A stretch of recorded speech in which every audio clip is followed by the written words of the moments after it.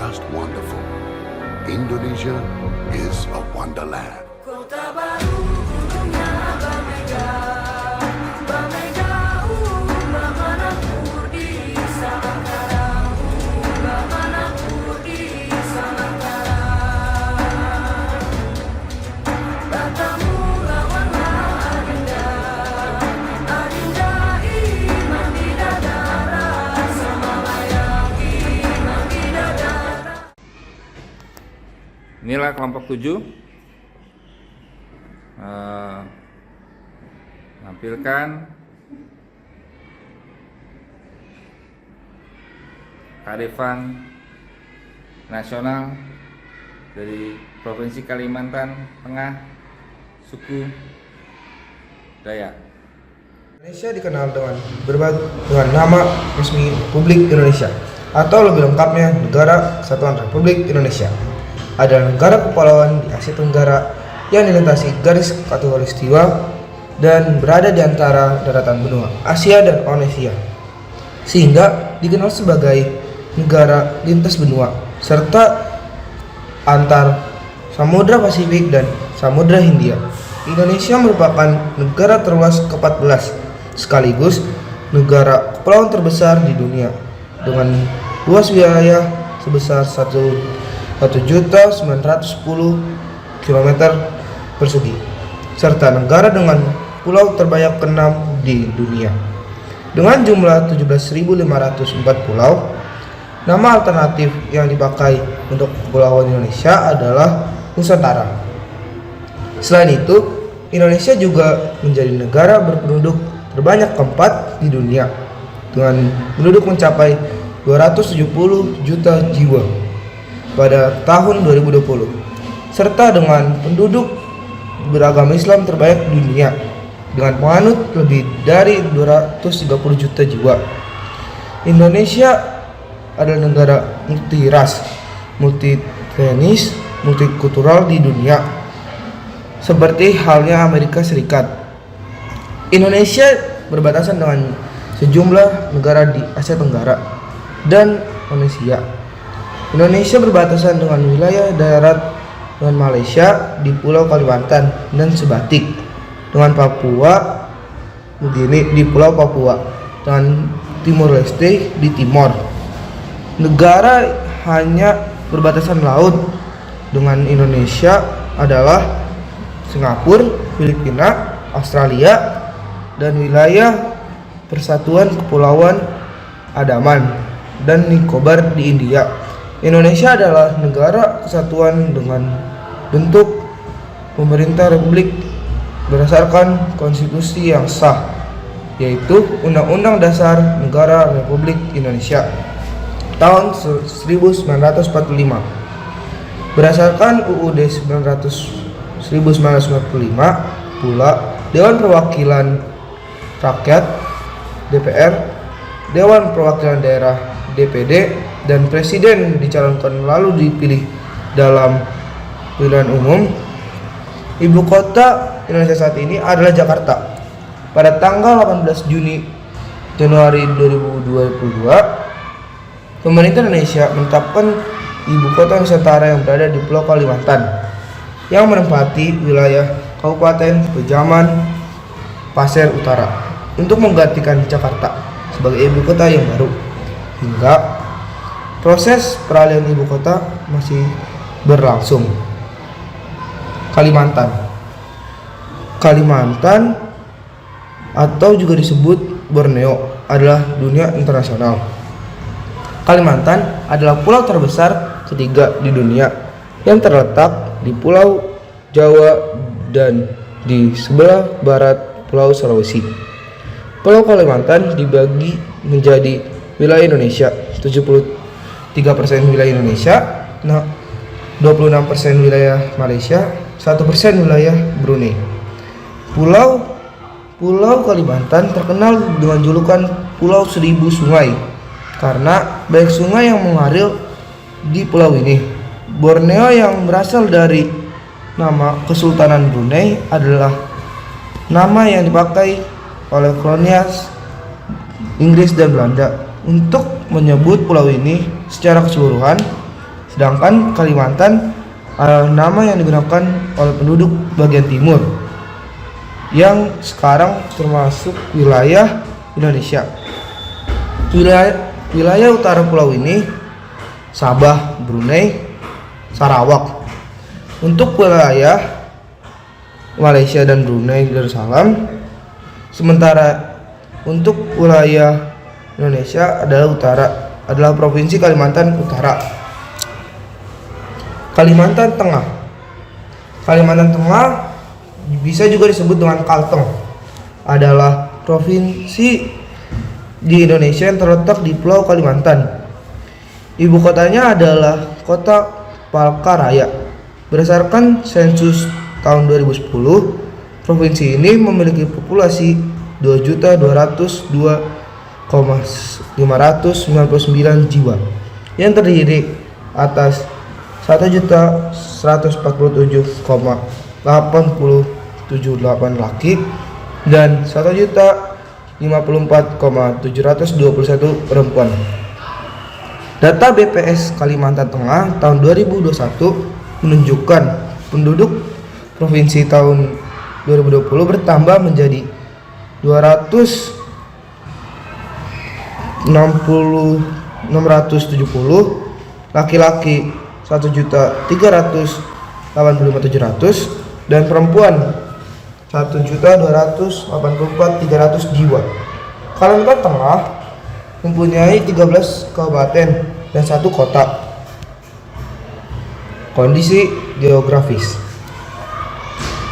Provinsi Kalimantan Tengah menjadi luas wilayah sebesar 154,564,5 km persegi yang menjadikannya sebagai provinsi terluas kedua di Indonesia setelah Provinsi Papua. Secara astronomis, Kalimantan Tengah terletak di antara 0 derajat 46 lintang utara hingga 3 derajat 33 lintang selatan dan 110 derajat 51 hingga 115 derajat 50 bujur timur.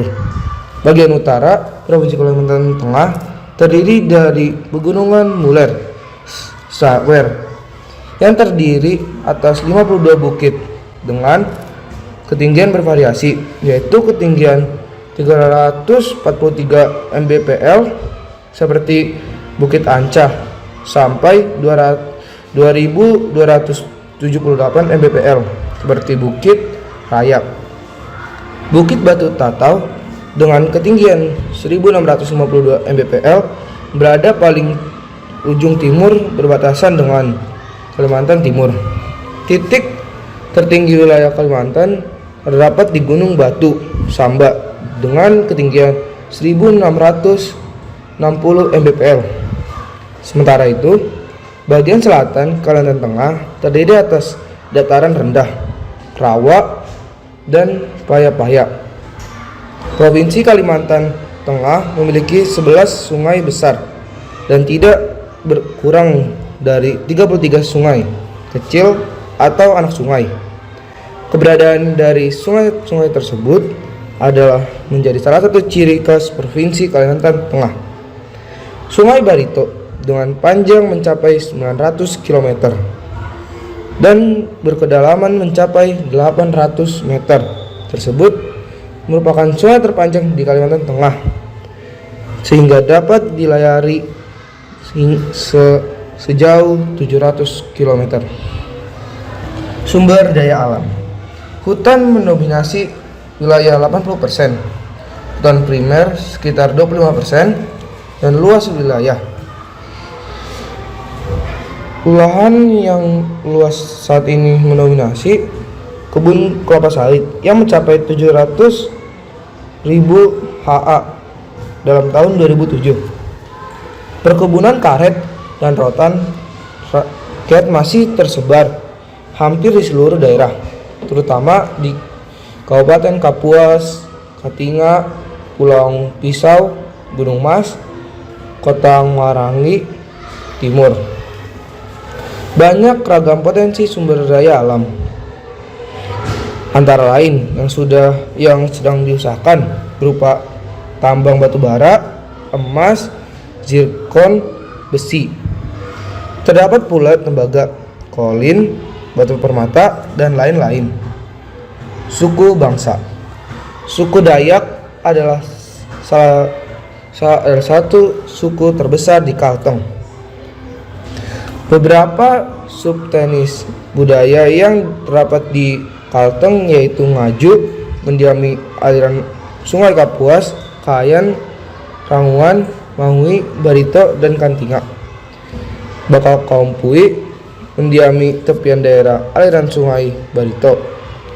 Manyama, mendiami bagian utara Kalteng seperti Barito Timur dan Barito Selatan. Danum, mendiami daerah utara Kalteng.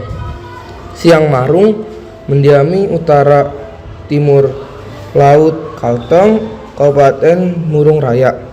Taboyan mendiami sepanjang tepian aliran Sungai Taweh. Lawangan mendiami bagian timur Kalteng atau Barito Timur. Dusun mendiami wilayah aliran Sungai Barito dan dari Barito Selatan sampai Murung Raya dan subtenis lainnya. Orang Dayak di Kalteng umumnya berprofesi sebagai petani dan pegawai pemerintah. Lagu tradisional. Lagu tradisionalnya adalah lagu Ampar-Ampar Pisang. Lagu ini bercerita tentang pisang yang diolah dengan diamparkan atau dijemur. Dalam proses pengolahan pisang menjadi makanan khas. Lagu ini merupakan lagu Kalimantan Selatan dan dinyanyikan oleh anak-anak sebagai lagu pengiring dalam permainan.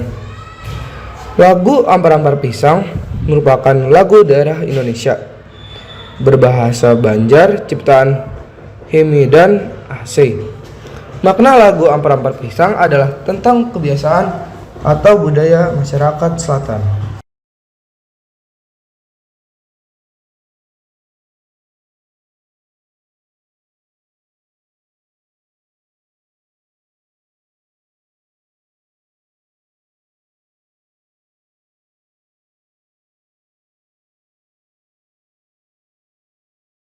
Kami kelompok 7 siap perform nyanyi Ampar-Ampar Pisang.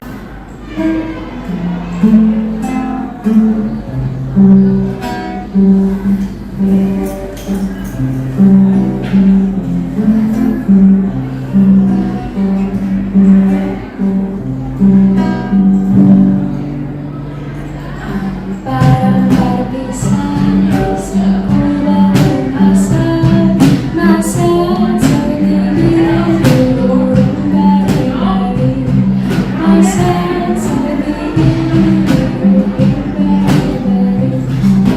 Tak menggelepon, patah kayu bengkok, bengkok dimakan api, apinya cancurkan, bengkok dimakan api.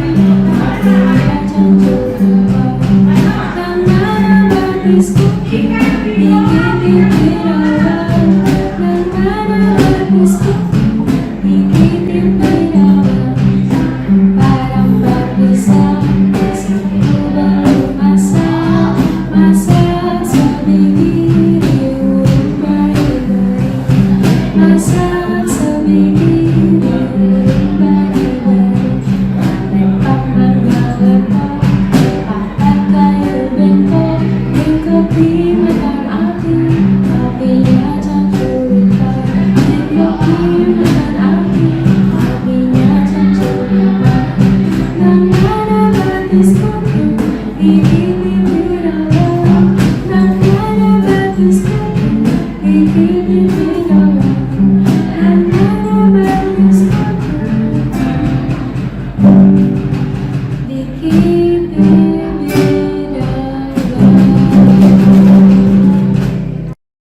Tari Mandau Apang Tarung. Tari Mandau adalah kesenian yang berasal dari suku Dayak, Kota Palangkaraya, Kabupaten Kalimantan Tengah. Dalam tarian menampilkan sebuah atraksi atau aksi yang memainkan senjata mandau. Senjata mandau merupakan sebuah senjata tradisional suku Dayak yang bentuknya menyerupai pedang atau parang. Tari mandau asal Kalimantan Tengah ini perwujudan dari semangat perjuangan masyarakat suku Dayak. Dalam hal ini yaitu membela negara, harga diri, dan kehormatan suku tersebut. Selain itu, tari mandau juga berfungsi sebagai sebuah seni pertunjukan dalam kehidupan masyarakat.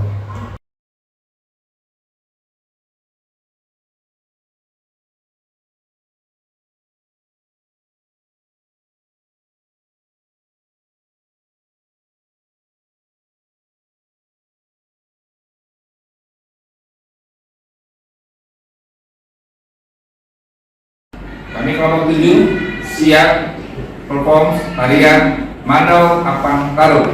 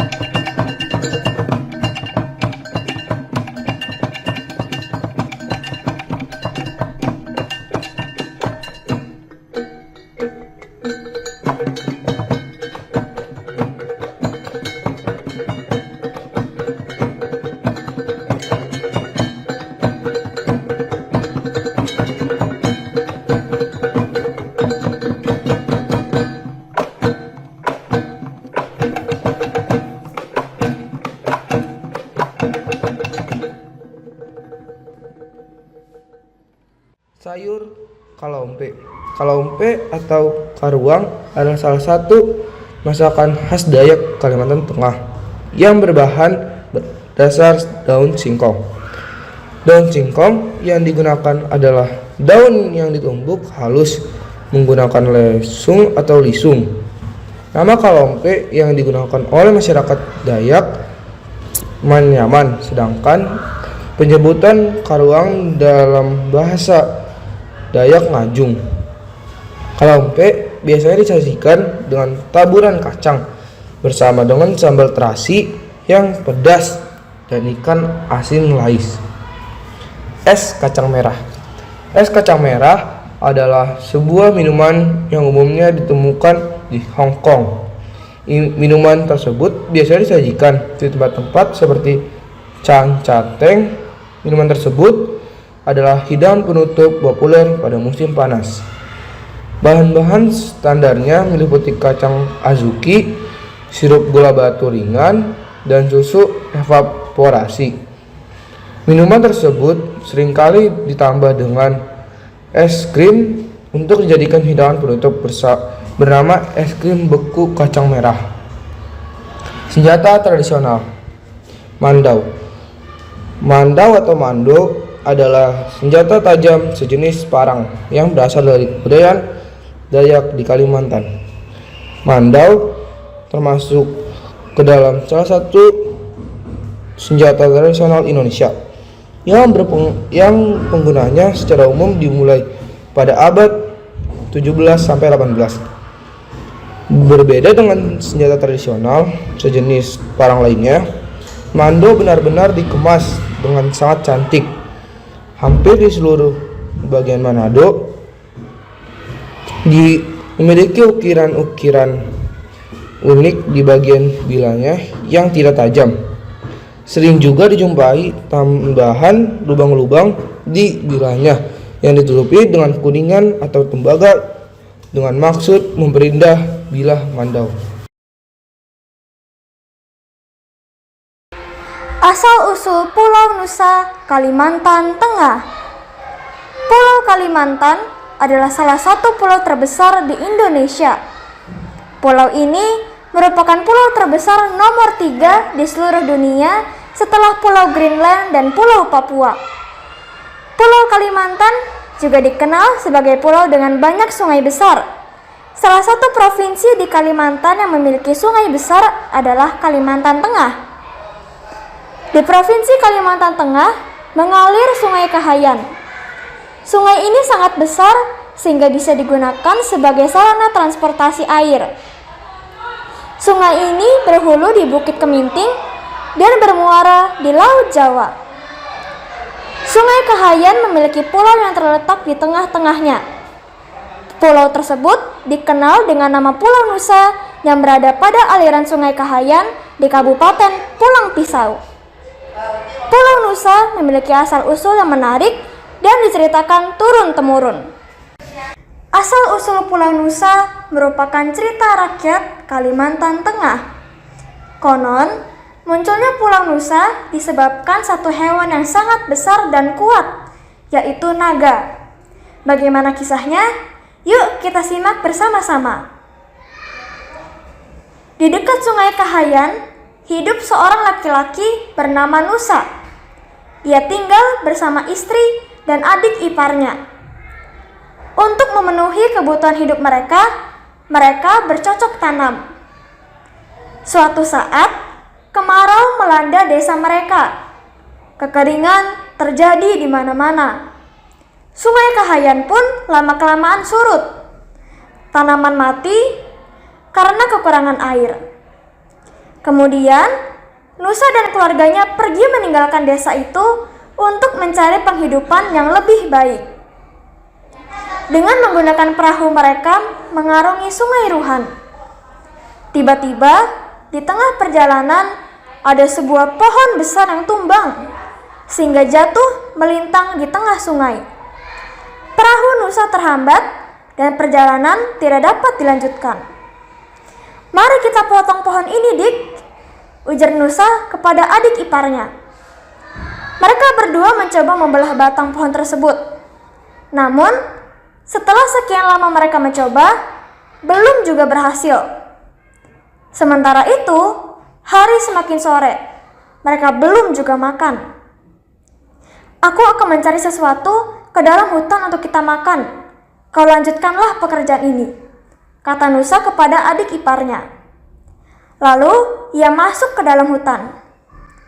Selang beberapa saat, Nusa kembali ke perahu mereka dengan membawa sebutir telur raksasa. "Lihatlah apa yang kubawa. Telur ini cukup untuk mengisi perut kita yang lapar," kata Nusa. "Cepat rebuslah telur ini." Istri dan adik ipar Nusa memandang telur tersebut dengan wajah khawatir. "Bang, lebih baik jangan memakan telur itu. Tidakkah abang tahu itu telur apa?" kata sang istri. "Aku tidak peduli ini telur apa. Jika kalian tidak mau memakannya, biar aku saja yang menghabiskannya." Lalu, Nusa merebus telur itu dan memakannya hingga habis. Pagi harinya ketika terbangun dari tidur, Nusa merasakan tubuhnya gatal luar biasa. Muncul bercak-bercak merah. Ia panik dan meminta istrinya membantu menggaruk tubuhnya. Namun, rasa gatal justru semakin menjadi. Bukan hanya itu, bercak merah itu lalu berubah menjadi sisik-sisik sebesar uang logam di seluruh tubuhnya. Kemudian, adik iparnya pergi mencari pertolongan. "Maafkan abang, Dik. Rupanya telur yang abang makan semalam itu adalah telur naga. Beginilah jadinya.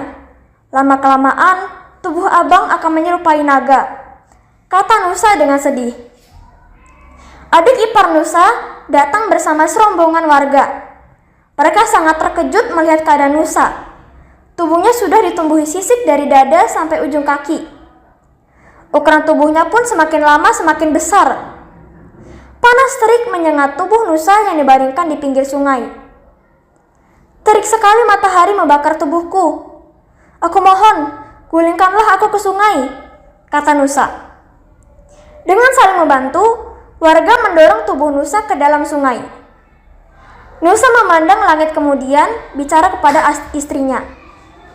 "Adinda, sebentar lagi akan terjadi badai besar. Lebih baik kau, adikmu, dan para penduduk segera meninggalkan tempat ini. Tinggalkanlah abang di sini. Ini sudah menjadi takdir abang. Kita harus berpisah. Maafkanlah abang," kata Nusa dengan sedih.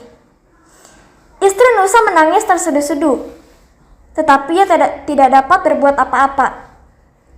Ia pun pergi menyelamatkan diri bersama adiknya dan para penduduk. Benar saja, menjelang malam, hujan besar melanda daerah itu. Petir bergemuruh dan sungai Ruhun pun meluap. Tubuh Nusa hanyut terbawa banjir ke sungai Kahayan.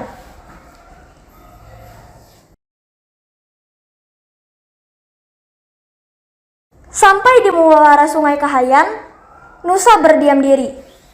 Ada banyak ikan kecil di sana yang bisa disantapnya. Namun, kehadirannya membuat cemas ikan-ikan di sekitarnya. Hidup mereka terancam.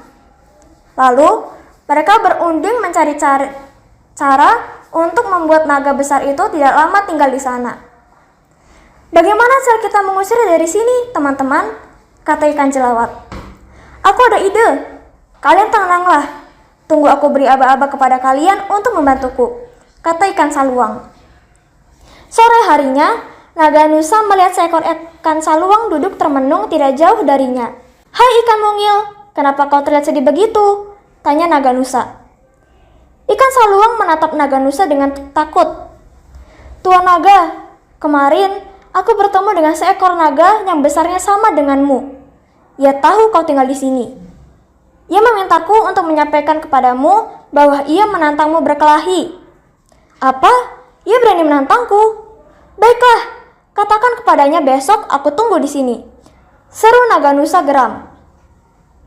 Keesokan harinya, naga Nusa sudah menunggu lawannya. Ia mondar-mandir sampai kelelahan, tetapi tak satu pun ikan datang. Bahkan, ikan saluang pun tidak muncul. Nusa pun kelelahan dan tertidur. Melihat naga Nusa tertidur, ikan saluang yang semenjak tadi bersembunyi berjalan mendekati ekor naga tersebut. Tiba-tiba ia berteriak, "Tuan naga, musuhmu datang!" Naga Nusa terkejut dan memutar kepalanya ke arah ekornya. Gerakannya mengeluarkan bunyi mendesau yang sangat keras. Nusa mengira bunyi itu adalah bunyi musuhnya. Dengan cepat ia menggigit ekornya, karena dikiranya itu adalah musuh yang datang Nusa, melolong kesakitan. Ikan saluang segera memanggil teman-temannya dan bersama-sama menggerogoti luka di ekor naga Nusa. Nusa semakin kesakitan dan bergerak-gerak sekuat tenaga menghindari gigitan ribuan ikan kecil di ekornya. Lama-kelamaan, ia kehabisan tenaga kemudian mati. Semakin hari, kerangka naga yang mati tersebut tertimbun dan ditumbuhi pepohonan. Lama-kelamaan, kerangka yang ditumbuhi pohon itu semakin luas sehingga membentuk sebuah pulau. Pulau inilah yang dinamakan Pulau Nusa. Letak pulau ini di Sungai Kahayan. Pesan moral dari cerita rakyat Kalimantan Tengah asal-usul Pulau Nusa adalah sebaiknya kita selalu berhati-hati dengan sesuatu yang tidak kita ketahui asal-usulnya. Sekian presentasi dari kami. Terima kasih.